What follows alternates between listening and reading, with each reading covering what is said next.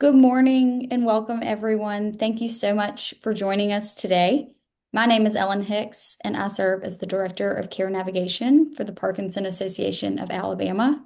In my role, I have the privilege of connecting individuals with Parkinson's disease and their loved ones to resources, support, and education that you need throughout the journey. We are so grateful that you have registered and taken the time to be here with us today. Before we begin, and before I introduce Dr. Amara, I do want to go over just a few little housekeeping notes. Um, for now, you are muted and you will stay muted throughout. However, if you have questions at the bottom of your screen, you can look and there's a chat function, and we ask that you type your question in the chat box, and we will address as many as possible at the end of the presentation during our question and answer portion. Excuse me. If you have any technical difficulties throughout this, please reach out to me and we can try to assist you as best as possible. So it is my pleasure today to introduce Dr. Amy Amara. Dr. Amara earned both her MD and PhD with distinction from the Medical College of Georgia. She completed her neurology residency along with fellowships in movement disorder and sleep medicine at the University of Alabama at Birmingham. In 2022, she joined the University of Colorado Anschutz. Anschutz, thank you, Medical Campus, where she currently serves as the professor of neurology and section chief for the movement disorder section. Dr. Amara specializes in the treatment of movement disorders, including Parkinson's disease and related conditions, as well as a wide range of sleep disorders such as sleep apnea, narcolepsy, REM sleep behavior disorder, restless leg syndrome, and idiopathic hypersomnia. Her research focuses on non-pharmacological interventions, including the role of exercise in improving sleep disorders and cognitive challenges in individuals with Parkinson's disease. She is funded by the NIH and has served as a site investigator for several multiple site clinical trials. We are very honored to have her here with us today, and I'm going to turn it over to Dr. Amara. Thank you. Well, thanks so much, Ellen, for the introduction, and to all of you for joining and for having me here to talk. I miss being there in Birmingham, although being in Colorado is great too. So I'll get started and talk about sleep and Parkinson's disease, and hopefully get to have lots of time at the end for questions. Um, so to start, this is what we'll talk about. I'll start going over what the relationship between sleep and Parkinson's disease is, and then for each sleep disorder, we'll talk about why they're important. And then again, for each sleep disorder, talk about different treatment options. And then if we have time at the end, I'll give some tips for healthy living related not only to sleep, but also exercise and diet. Right. So I know you're probably all familiar with this, but back in the 1800s, Sir William Gower illustrated a patient with Parkinson's disease. And this picture, although showing a fairly advanced patient, does show some of the features that we find in Parkinson's, like the rest tremor, the stooped posture, the shortened stride length, and the decreased facial expression. And all of this happens in relationship to loss of dopamine neurons in the substantia nigra, and this is shown in these pictures here. The top panels show what a normal brain is, and this is the black substance or substantia nigra. And in Parkinson's disease, that is decreased, and it's related to the loss of the dopamine neurons in the brain in that area. And then this is related to buildup of or misfolding of alpha-synuclein protein that leads to the Lewy bodies. And so James Parkinson described this condition and got a lot of it right. But as defined by him, we know that Parkinson's is characterized by its motor symptoms, and that's how we diagnose it. And that is slowness of movement, stiffness or rigidity, rest tremor, and then balance problems. And we now know that there are also a lot of non-motor symptoms, and these include things like sleep dysfunction, which of course is what we'll talk about today, but also you can have cognitive impairment, memory problems, can also have autonomic dysfunction, like getting lightheaded when you stand up or having constipation, There can also be some depression and anxiety associated with Parkinson's, and even in later disease can have some hallucinations or psychosis.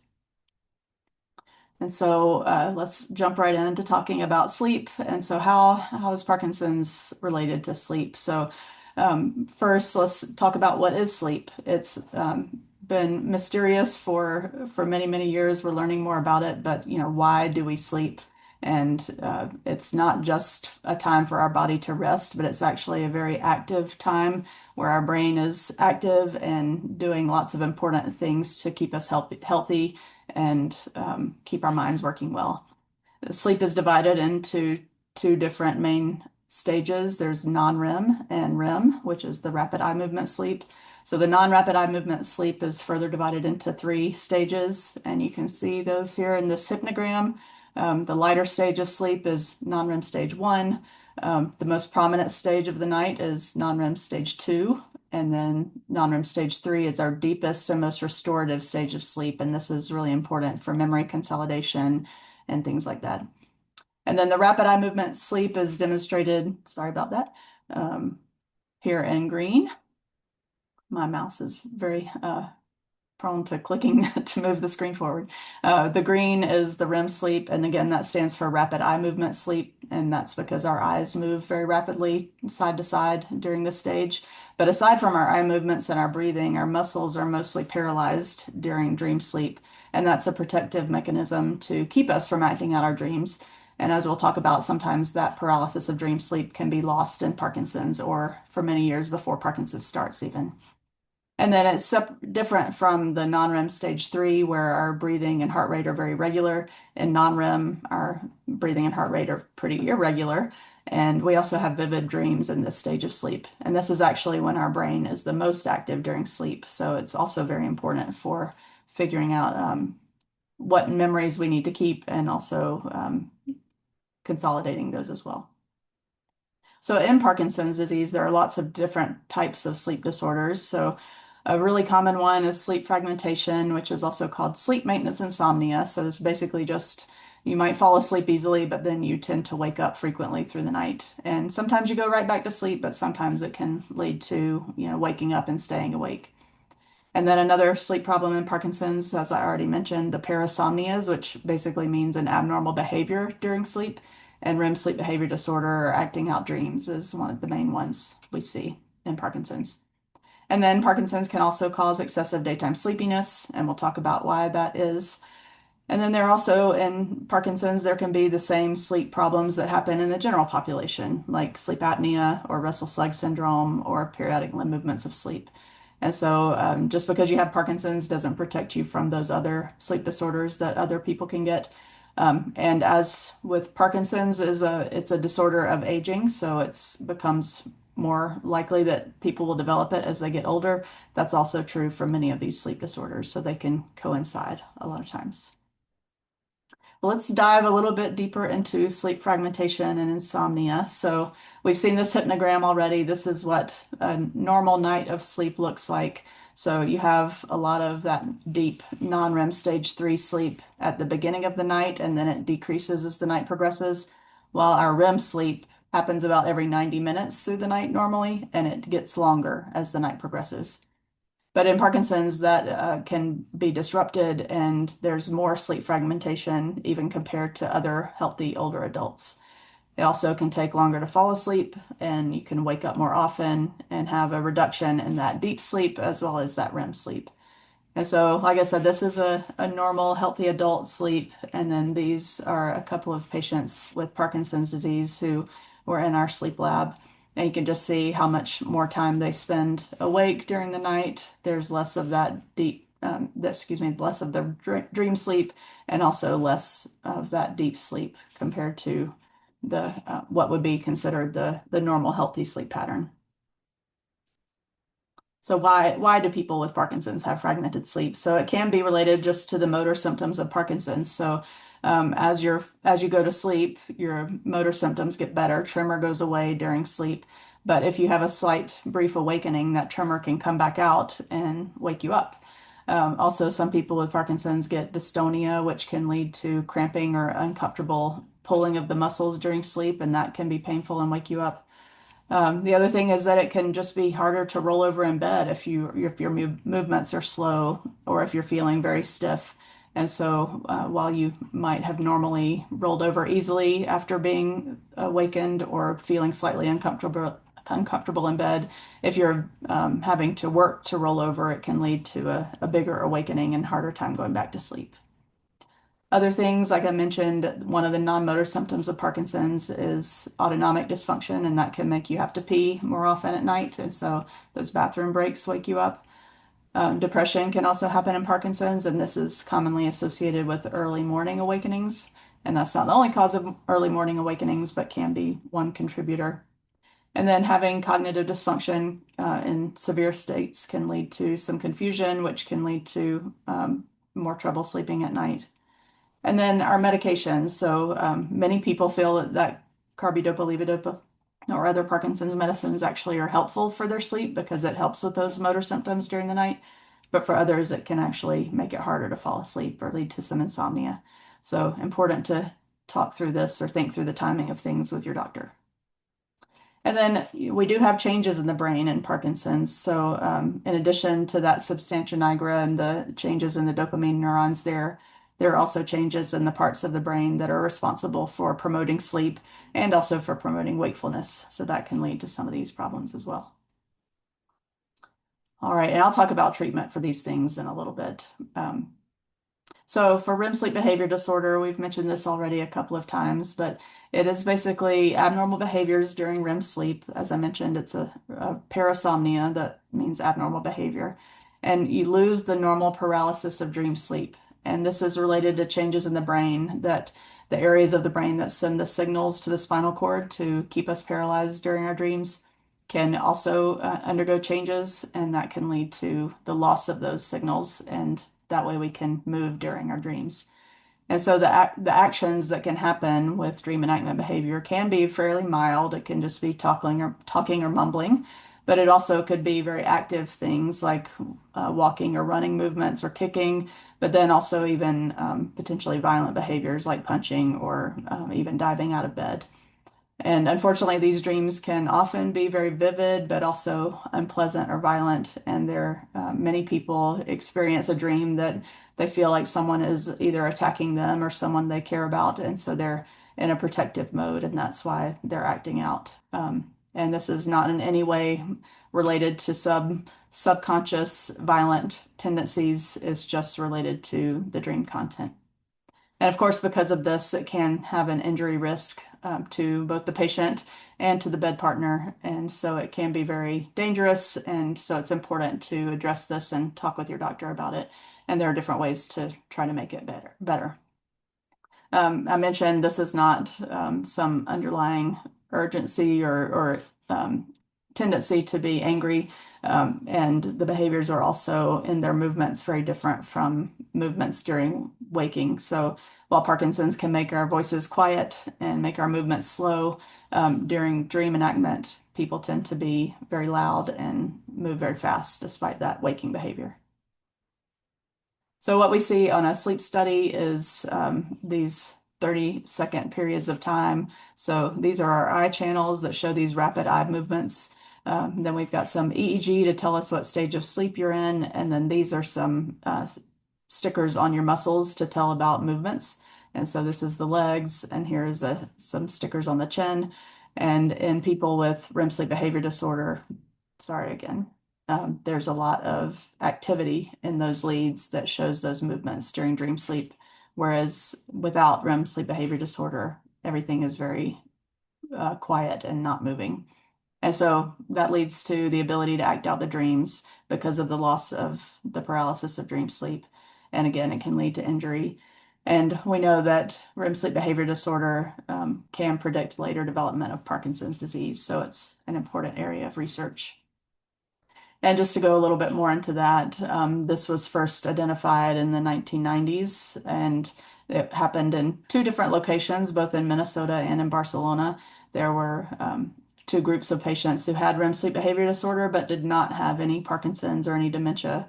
And over time, most of those individuals who had REM sleep behavior disorder ended up developing Parkinson's or another condition associated with alpha-synuclein. So Parkinson's disease, dementia with Lewy bodies, multiple systems atrophy. And so this relationship has been borne out over time, and with more and more people studied, it really is a strong relationship. And so it's become a big area of research. And a newer, larger study of over 1,200 patients found that people with RBD have a risk of rate of conversion to Parkinson's or some other synuclein disorder of about 6.3% per year. So not a small risk. And the reason why it's so exciting for research is because as we try to find medications or interventions that are neuroprotective, people with RBD will be a great group to intervene in to hopefully prevent the progression to Parkinson's ever. So why this RBD happens, as I mentioned, there can be changes in the parts of the brain that send those signals to prevent the muscles from moving. And this happens earlier than the motor symptoms of Parkinson's, we think, because this area of the brainstem is affected earlier than the substantia nigra, and then it can later progress in later Parkinson's disease to include some cognitive problems. And then, as I mentioned, it's a very important area of research because of the potential to intervene early, and those neuroprotective agents could be studied in people with REM sleep behavior disorder. And that's actually something that several studies are working on, including the Michael J. Fox Foundation trial called, or observational study called the Parkinson Progression Markers Initiative. I think, yeah, I actually have a logo there for the PPMI. And so if you have any interest in taking part in this study, there are many ways to do that. You can search for it online. All right, I'm going to show a couple of videos or 3 videos of people with REM sleep behavior disorder, and there are a variety of movements that you'll see. Some of them are more violent than others. This first one is a published case of a patient, and this shows what's happening during, what's happening during his REM sleep. So you can see he's moving there in the bed, even though he's in his dream sleep when he's supposed to be paralyzed.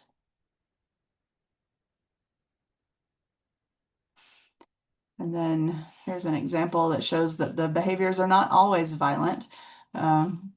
This is a man who seems to be smoking a cigarette, and that light on his finger is the oxygen monitor, but it works well for the cigarette.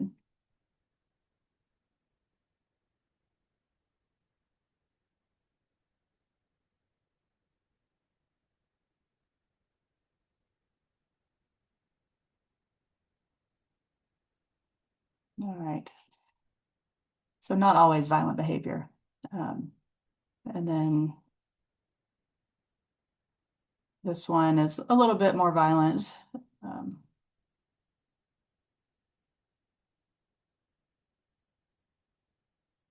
You can see his oxygen monitor as well, and he's wearing CPAP.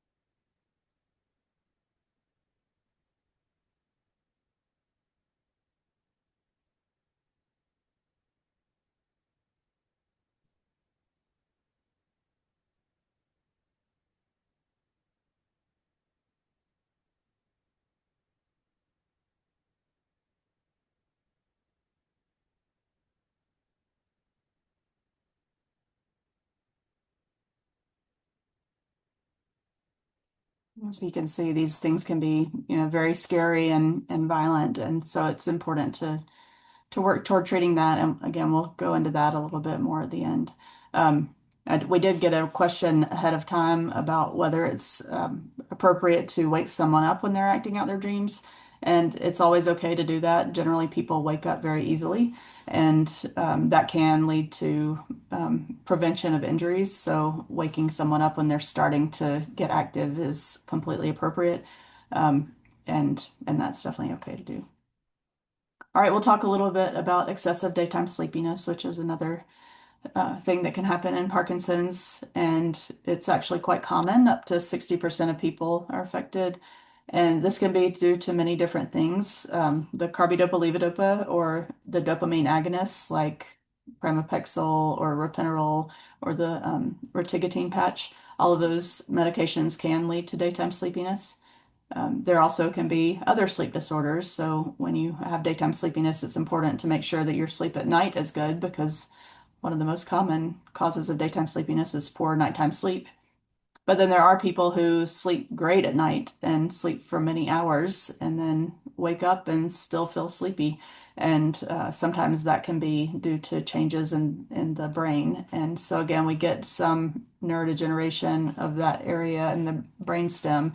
And a lot of these areas are important for sending signals that keep us awake. So, norepinephrine is one of those that keeps us awake. So is serotonin, which is from the raphe nucleus. Histamine keeps us awake, and that's why Benadryl makes us sleepy because it's an antihistamine. And then there are other areas, and all of these are important for keeping us awake during the day. And if these areas of the brain are wearing down or becoming degenerated, then it can lead to daytime sleepiness and what's called the sleepy phenotype of Parkinson's. All right, so we'll talk through each of these sleep disorders again about why they're important to people with Parkinson's. And we do know that there's a bidirectional relationship between sleep and Parkinson's. So, as we've talked about, Parkinson's can impair sleep, but then poor sleep is also bad for your Parkinson's symptoms. It can make it harder to cope with um, distressful things like and worsen depression and anxiety. It can worsen motor symptoms because if you don't sleep well, your movements are not as efficient. And then also it can lead to cognitive impairment and other things and irritability. So just we all need good sleep, and so it's an important thing to talk about. So, why there might be these relationships, we know that poor sleep can actually predict later development of different neurodegenerative diseases. This includes Alzheimer's and Parkinson's. And so, this might be because sleep deprivation increases inflammation, including neuroinflammation. It also can worsen depression and cognition and increases risk for cardiovascular disease and all causes of death. And the cardiovascular disease can then further cause problems with brain health. And then there's a part of the brain that's becoming better understood that's called the glymphatic system. And this is most active during our deep sleep. And so if we're not sleeping well, we also get reduced clearance of neurotoxins, which is what the glymphatic system functions to do. And this is just a picture of that. So this is deep in the brain. So here's the bigger picture. Here's the bone and the part under the skull. And then as these arteries go into the brain, they're outside of the arterioles, the CSF or the cerebrospinal fluid flows. And as it flows through, it gets moved through these little channels here into the interstitial space of the brain. And in that way, we clear out neurotoxins and have them leave the brain through those spaces along the veins, and then they can leave through our lymph nodes. And so similar to the lymphatic system, but it's called glymphatic because it's related to these glial cells in this interstitial space. And so that again is important for clearing those neurotoxins and is enhanced during sleep. And then also Parkinson's can affect sleep as well. The motor symptoms, as we talked about, can worsen sleep. So can cognitive changes. Mood problems can make you sleep worse. Autonomic dysfunction can make you have to pee more at night. And then those parasomnias can disrupt sleep. So all of these things are very interrelated and goes back to that bidirectional relationship between Parkinson's and sleep problems.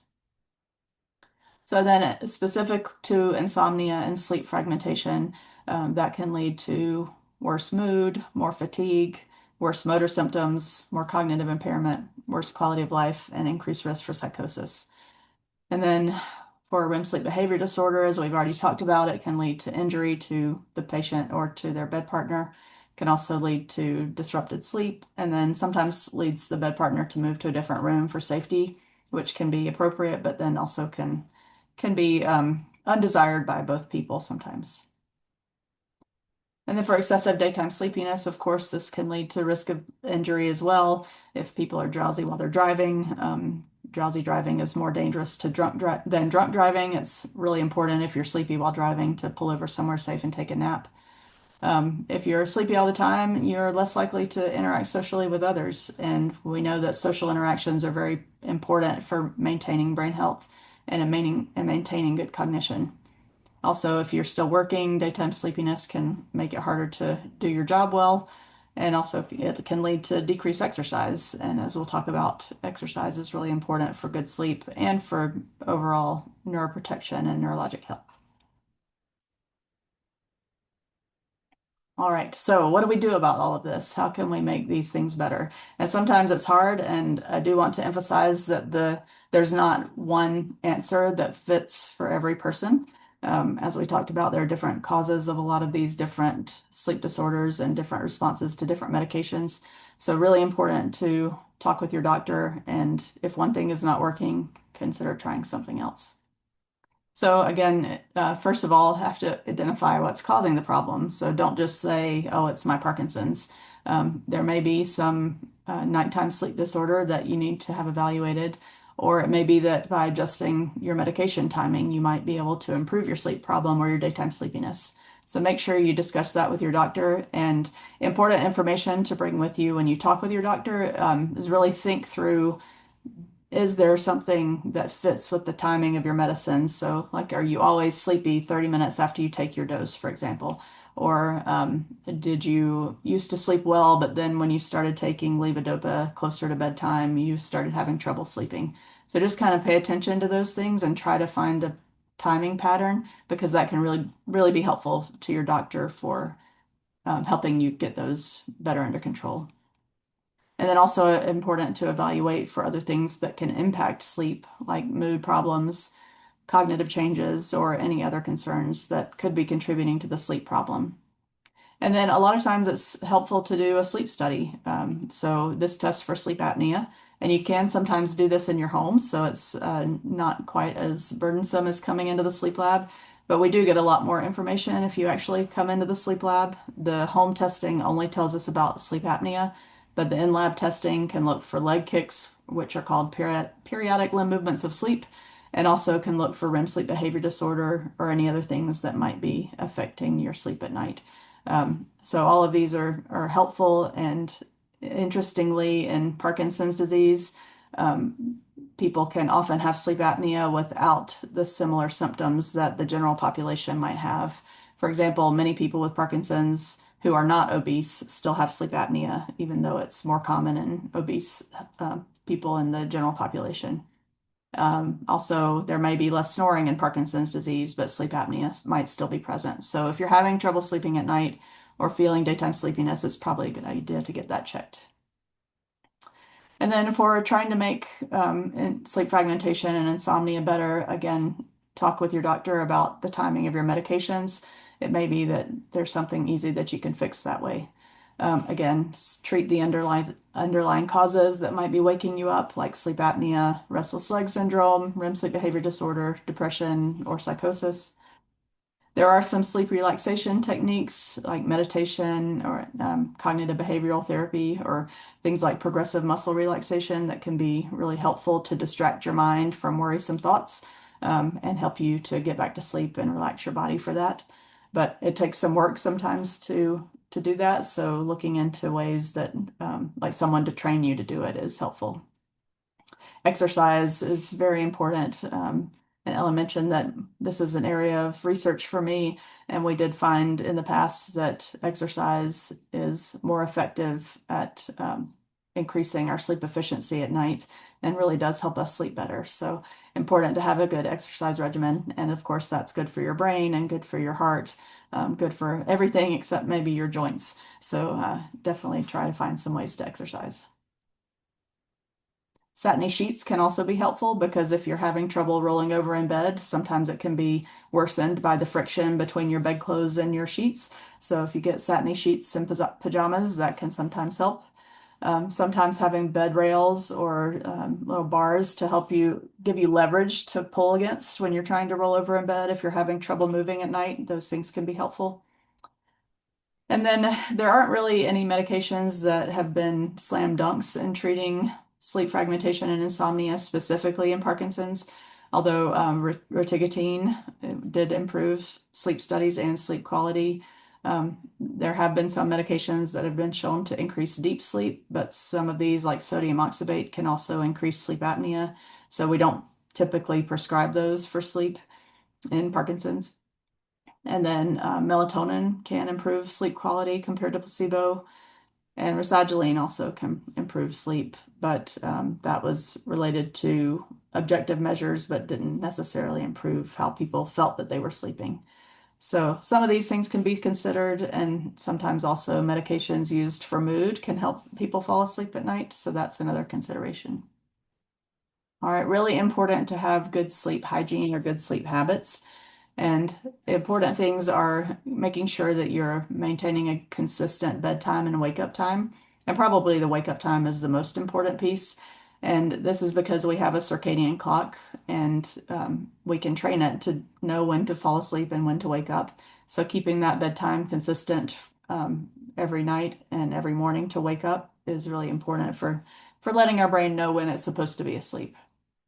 I also want to avoid doing anything in bed that's not related to sleep or sex. So no television, no reading, no electronics in bed, and particularly no stressful things in bed like paying bills or doing work. Even during the daytime, you should only use your bed for sleep or for, cleaning up, but really being out of the room during the day. Also, don't watch the clock. This can be really stressful because if you glance at the clock and realize you've only been asleep for an hour, then that's a stressful thing. Or if you only have an hour left to sleep, or you start to notice you wake up every hour on the hour, then you start to find that your bed is a stressful place because you're always looking at the clock. So remove the clock from the bedroom or turn it so that you can't see it and don't have your phone nearby, at least not a cell phone. Get out of bed if you're unable to sleep. So you have to be cautious with this if you're having balance trouble. So you may have to modify this somewhat. But if you're having trouble sleeping, that can be stressful. And so if you're lying there in bed for hours, worried about not being able to sleep, then your bed becomes a stressful place. And so it's best at that time to get out of bed and go do something in a different room that you find relaxing until you feel drowsy and then go back to bed. But definitely don't, when you get up, don't be productive. Don't do any daytime activities at night. So again, absolutely no bill paying or work. And, don't get up and clean the house. Don't do laundry. Try to do only things that are promoting you to going back to sleep. So if you do pick up a book to read, don't pick up a page turner. Look at something that's kind of boring that you can easily put down when you start to feel drowsy. And I mentioned earlier some sleep relaxation techniques like progressive muscle relaxation. And then minimize alcohol at night because although it can make you drowsy at the beginning of the night, as it wears out of your system, it can actually make you wake up and make it harder to go back to sleep. And just as I said before, remember, don't drive drowsy. And exercise. Exercise is good for sleep. All right, so REM sleep behavior disorder. Most important is to make sure that the bedroom environment is safe. So absolutely no weapons in the bedroom or even potential weapons. Don't leave hammer or scissors on the bedside table. If you have guns in the house, make sure they're unloaded and that the ammunition is locked separately from the guns and that they're not in the bedroom. You can move tables and lamps farther away from the bedside so that if you do punch or kick, you don't hit those things. Sometimes you can do padded bed rails or even put the mattress on the floor if you've been falling out of bed. Sometimes the bed partner in a different room. And then I have had some patients who sleep in a sleeping bag to kind of limit their movement during the night. I also have a patient here who crafted a sling in the bed for herself so she can roll over in it, but she can't fall out of bed. So people do creative things, but just make sure your bedroom environment is safe. And if you are having to do these things like mattress on the floor and sleeping in a sleeping bag, it's probably time to talk with your doctor about medications for REM sleep behavior disorder. The most common one that we use is melatonin. It can be taken well, it should be taken rather 30 minutes before your typical bedtime. I typically start at just 3 mg and usually don't go higher than 10 milligrams. Clonazepam is also helpful for reducing dream enactment behavior. It can have side effects like, I mean, it's a benzodiazepine, so I try to start with melatonin to see if that will work. But clonazepam can also be used, and sometimes these two can be used in combination to reduce the total dose needed for either one of them. Rivastigmine is a memory medication and has been shown in some small, like 20 people studies in a placebo-controlled manner to reduce REM sleep behavior disorder and Parkinson's, as well as in people with mild cognitive impairment. And then there's some data that memantine, which is also a memory medicine, might reduce the frequency of dream enactment. So again, if you're having unsafe behaviors, if you're falling out of bed, or if you've had injuries, or if you're having frequent events that are disrupting your sleep or your bed partner's sleep, it's important to talk to your doctor about taking medicine for REM sleep behavior disorder. If you've never been injured and you just mumble a little bit or scream and it doesn't happen very often, then probably you don't need to add another medicine. But again, talk with your doctor about it. All right, what about daytime sleepiness? So how can we make that better? First of all, checking again at night, is there some sleep disorder that is disrupting your sleep that is treatable that might help you in the daytime? So check for sleep apnea, check for restless leg syndrome or periodic movements of sleep, and check for REM sleep behavior disorder. Again, you can talk with your doctor about adjusting your medications or the timing of your medications to see if there's a way to coincide this better with the way your life works and making it so that's like, for example, that you're not taking your medicine and then getting in the car to drive to work and becoming very sleepy while driving. You can use alerting Parkinson's disease related medications, and the two of those are amantadine and selegiline. And some other alerting medicines have also been evaluated in Parkinson's and have varying results, but for some people they may be helpful. And then I really like strategic napping. So if you always know that you're going to be sleepy 30 minutes after you take your medicine, just plan that you're going to take a nap at that time of day. Limit your naps to 20 to 30 minutes because if you take very long naps, it can disrupt your nighttime sleep. And try to, not do it after 2 p.m. because then again, it can disrupt your nighttime sleep.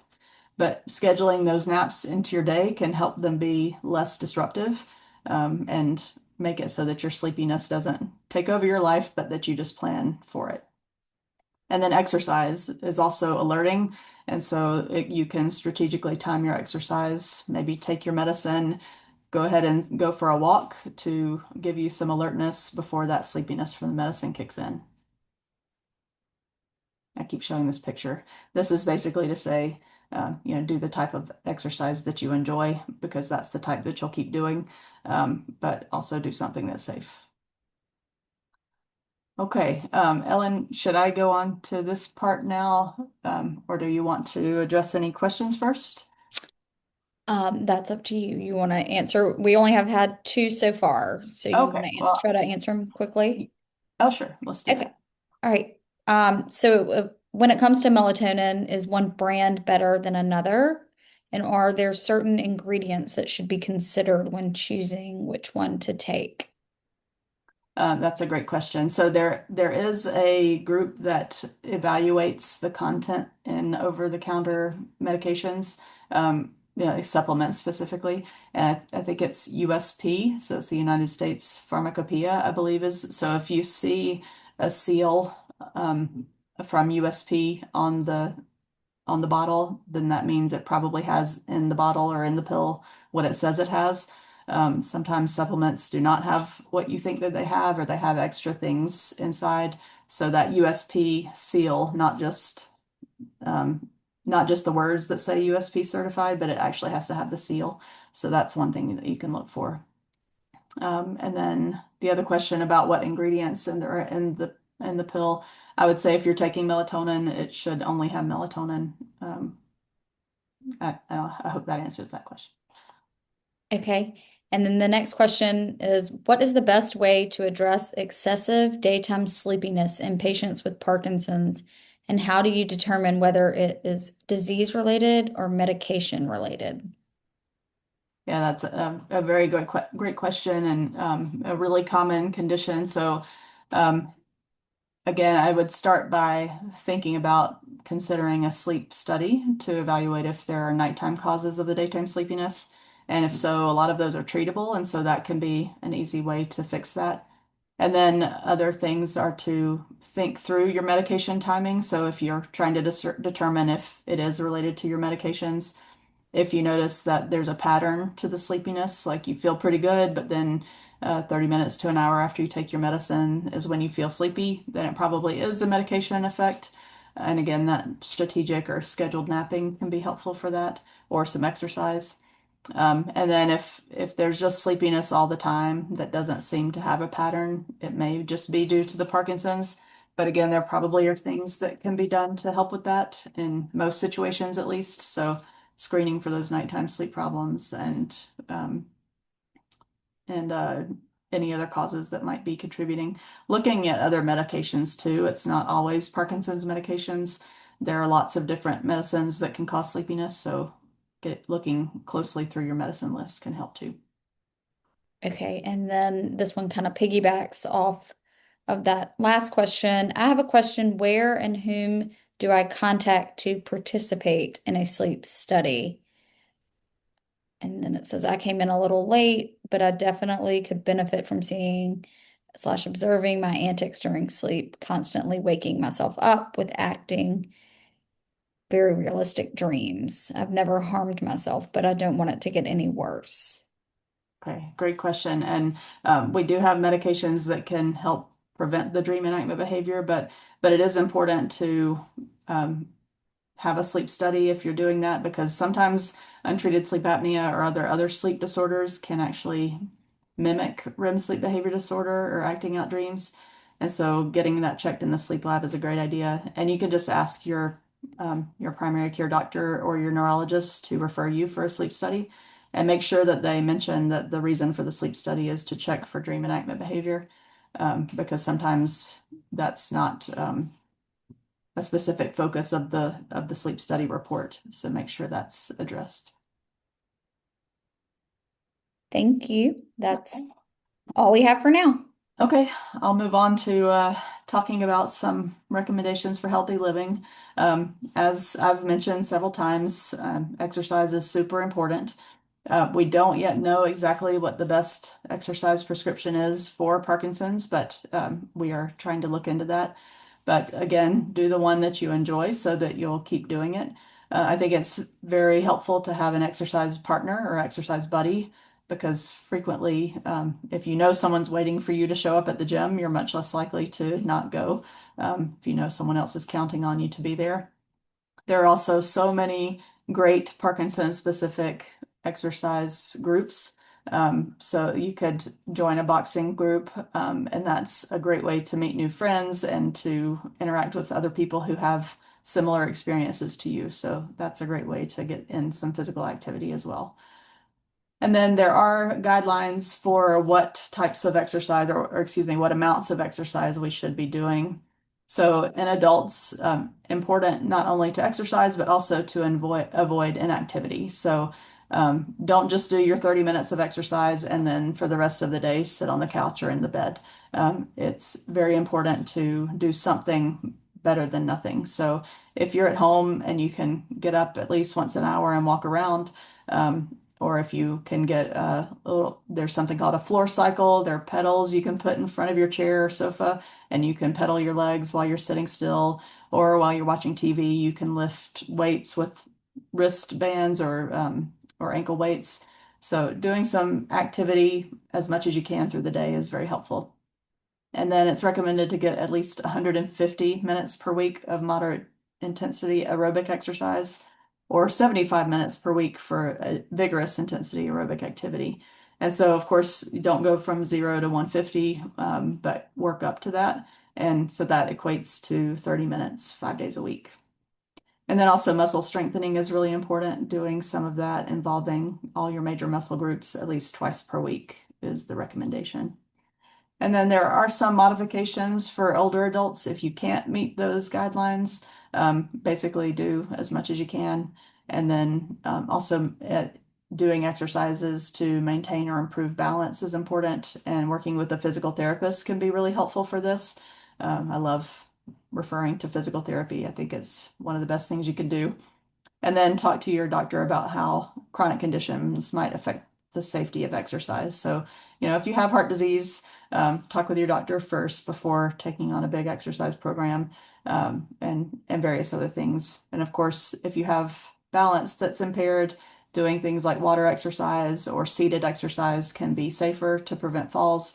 But all of those things you can still, no matter how, even if you even if you can't walk, you can still exercise. So do something, avoid that inactivity. And then there is a research study that's currently enrolling participants, and University of Alabama at Birmingham is a site for this. And this is the SPARKS-3 study. It's only enrolling people who are not yet taking medicine in Parkinson's disease, but it's a really exciting exercise intervention study where people are randomized to either high intensity treadmill exercise or moderate intensity treadmill exercise. So everybody gets to exercise, but it can be a really helpful intervention. So if you're interested in that, you can contact people at UAB for that. All right. And then just a few points about diet. There is some evidence that diet can be important in Parkinson's. There was a large study looking at the Mediterranean diet. This is really large, greater than 41,000 people. And that Mediterranean diet reduced the risk of developing Parkinson's. And in people who did develop Parkinson's, their symptoms were milder. So this type of diet might make you have a later onset of Parkinson's if you are at risk for it, and might even improve cognition. And then the MIND diet is a combination of the Mediterranean and the high blood pressure diet. So it's the Mediterranean dash intervention for neurodegenerative delay, so MIND. And it might reduce the risk of Parkinson's also and may delay the age of onset of Parkinson's. And there was one study that looked at the MIND diet and the Mediterranean diet and found that the MIND diet might be a little bit better. But, both of them are pretty good. So this is an example of what these diets are. So the MIND diet really focuses on green leafy vegetables, healthy berries, whole grains rather than white bread, beans and nuts and poultry, fish to get those healthy fats like tuna and salmon, olive oil and wine, but in limitation. And then reducing or avoiding red meat, cheese, butter or margarine, fried foods, and sweets. And so here's a list of some of those foods that are good for you in the MIND diet. And we will have this talk will be recorded and shared, I think. So, all right. So those were all of my slides. I'll stop sharing and happy to answer any additional questions. Okay, we have one that says over-the-counter sleep pills. I heard they're not good even for anyone. Is that true, or is it more true just for Parkinson's patients? So it kind of depends on what the over-the-counter medicine is. There are some things that are commonly used in over-the-counter sleep aids, like diphenhydramine or Benadryl, which is not good in general as we get older because they can impair cognition. So I would try to avoid any sleep aids that have diphenhydramine. And then again, looking for that seal to make sure that whatever supplements or over-the-counter things you take actually have that substance inside the bottle, and not extra things. There are some sort of tried and true things like chamomile tea is pretty good, and a warm bath is good. And, there are a lot of things you can do to try to help us sleep, but some of the over-the-counter things can have other side effects. Okay. And this question comes from Dr. Christina Stein. from UAB. She was wondering if you've changed your practice at all regarding dopamine antagon t- uh Pam, I'm like, you may have to read this because these are Okay, I'm looking at doctor it too. words. So dopamine agonists like pramipexole. Right. Um, oh, so as far as using that for restless leg syndrome, Hmm. um, so I do avoid using those for restless leg syndrome because they can lead to augmentation, so making restless legs worse. If someone is on them for their Parkinson's disease and they are having augmentation, I do actually try to get them off of them or reduce the dose of it. Um, and then my practice typically in Parkinson's is to start with carbidopa levodopa. I have not been usually starting with using the agonists. Like many years ago, we were more prone to do that. So I have fewer patients who are on those medications anyway. But yes, I have changed my practice. Actually, before those guidelines even came out, I was avoiding those medicines for restless legs. It's a great question. And yes, everyone will have access to the slides and the webinar when she is done. Thank you very much for that. Um, let's see. I'll look back through. What about your thoughts on stimulants or waking promoting medications? Would that be appropriate for anyone? So weight promoting medications can be used in certain situations. So I mentioned in the slides that there are two medicines that help treat Parkinson's and have some weight promoting properties, amantadine and selegiline. Amantadine is more likely than levodopa probably to cause or exacerbate if you're at risk for cognitive problems or hallucinations. So they wouldn't be appropriate in that setting. And then for other wake promoting agents, most of those can increase heart rate and blood pressure. So it depends somewhat on your overall cardiovascular health. So if you have any heart disease or already have high blood pressure, it's hard to use those medicines sometimes, but they can be appropriate and helpful in some situations. And some people with Parkinson's have problems with low blood pressure, so sometimes it could actually be helpful in that setting. So yeah, it can be used sometimes. I see the message from Jennifer Pilkington there. Hi, Jen. Miss you too.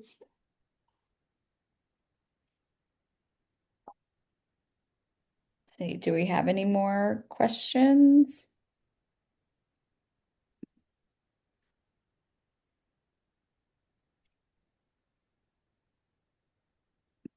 There are a lot of research studies going on in Parkinson's. If you're trying to find what ones are near you, you can look at clinicaltrials.gov, or you can search Parkinson's research at UAB, and probably it will get you to the right website. I don't remember the exact one, but there are lots of things going on there.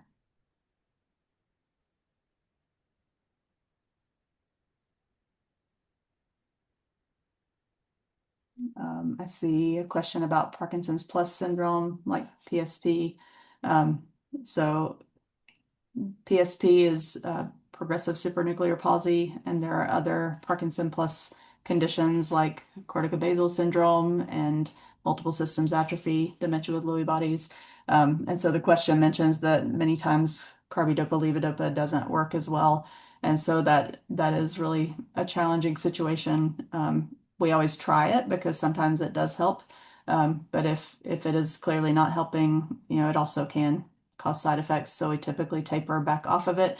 And then other things like, trying to treat symptoms, like making sure you're doing physical therapy, making sure swallowing is safe, maintaining exercise as much as possible, doing things like good sleep and good diet. Those things are all important, but it can be really hard to address.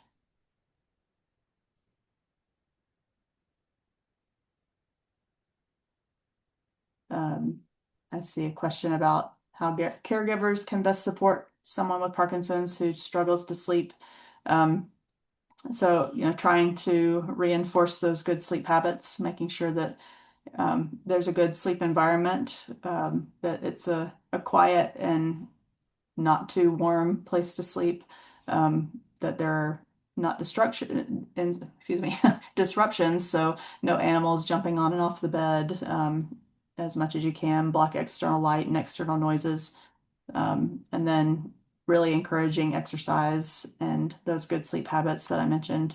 And recognizing that it is okay to nap sometimes and trying to schedule those into the day instead of just accidentally falling asleep and limiting the naps to 20 to 30 minutes, ideally doing them in the bedroom. So it's a process of actively going to bed rather than accidentally falling asleep. So those are some of the things that can be helpful, but let's see. So research on Parkinson's and Ozempic type drugs is one of the questions. So um, there, um, there has been a study looking at the GLP medications and Parkinson's disease. Um, if I'm remembering correctly, it didn't meet its primary endpoint, meaning that it didn't show what they were hoping to show based on the study design. But I think there were maybe some signals that they're planning to look into a little bit further. One of the considerations with that is that Parkinson's can sometimes cause weight loss. So it's really important not to exacerbate that and lead to too much weight loss in Parkinson's because that's also not good for you. But we still have things to find out about that.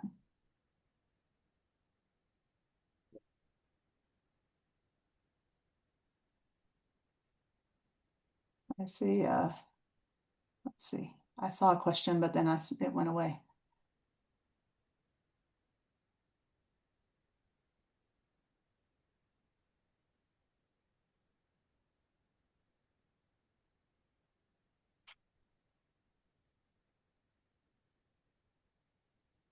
Hmm. I don't know. I saw it too, but it did Yeah, go away. So it if you disappeared. if you were there we go. Oh, can the brain be remapped? Um, that's a great question. So, really interesting idea. Um, we can sort of rewire our synapses and retrain our brain to do different things. So, what remapping means um, might be different, and I'm not sure exactly what context you mean, but yeah, you can do things to strengthen certain synapses and make others less strong. I don't think I can tell you right now how to specifically remap your brain, but there are, we know that there are certain physical therapy things and also exercise that can really help strengthen the good connections in the brain. And so, again, goes back to encouraging that.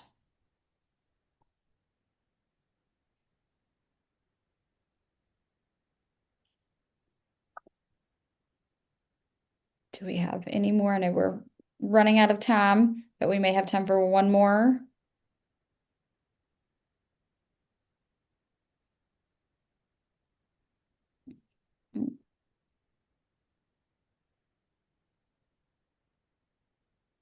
Thanks so much, everyone, for all the great questions and for joining the talk.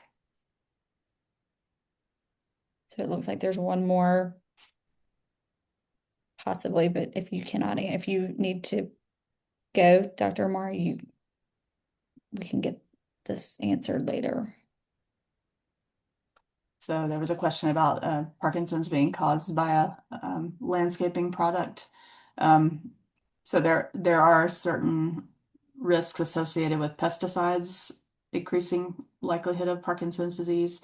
Um, I'm not sure about the specific landscaping product, but some of those are related to things that are used on grounds and lawns and things like that. And we know that people who are crop dusters are at increased risk for Parkinson's. So there is some evidence to suggest that there are links there.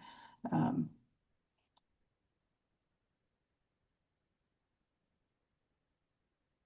Okay. Well, Dr. Amara, we want to thank you so much for your time and your presentation. It was very helpful and very eye-opening, and I hope that everyone who attended learned something. And if you have any questions, you can email us at the Parkinson Association of Alabama, and we can get in touch with Dr. Amara. But if not, we will send out a email with the recording. And we want to thank you again, Dr. Amara, for your time. We really, really appreciate it. Thanks so much for inviting me. Thank you. We hope you all have a Care. great day and a great holiday season. You Thank too. you. Thank you. Bye bye. Bye bye.